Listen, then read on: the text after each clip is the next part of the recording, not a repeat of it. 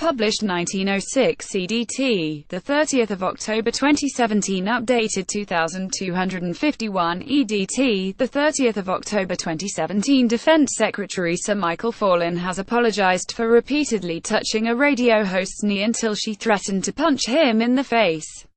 Mr. Fallon has been revealed as the MP who made the gesture to journalist Julia Hartley-Brewer during a Conservative Party conference in 2002. The revelation is the latest incident to follow allegations of UAL harassment, with a dossier naming 6 cabinet ministers accused of various levels of UAL impropriety circulating in Westminster.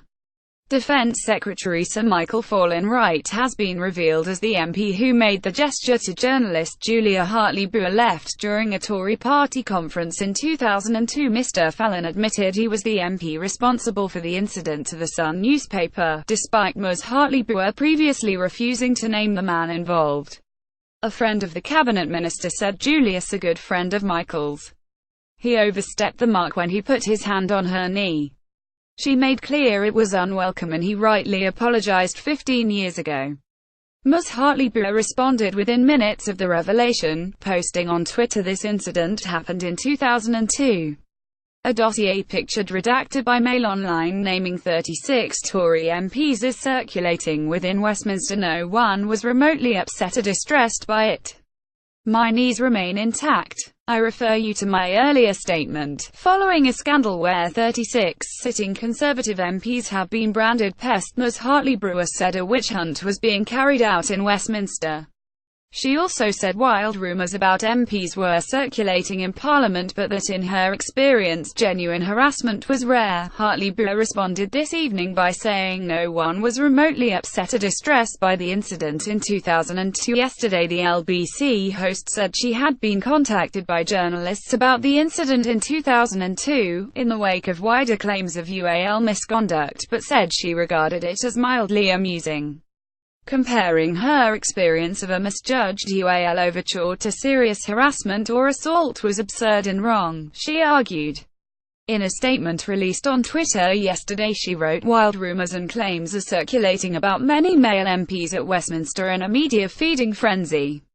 I have worked in and around Westminster for 20 years and, as far as I am aware, incidents of genuine harassment involve only a small number of MPs from all parties." Ms. Hartley-Brewer pictured said the experience was a misjudged UAL overture and mildly amusing. I believe it is absurd and wrong to treat workplace banter and flirting, and even misjudged UAL overtures, between consenting adults, as being morally equivalent to serious UAL harassment or assault. It demeans genuine victims of real offences. Anyone with any allegations against an MP, or anyone else, should speak up now and provide the evidence to ensure any necessary action is taken. She added, "I have not been a victim and I do not wish to take part in what I believe has now become a Westminster witch hunt."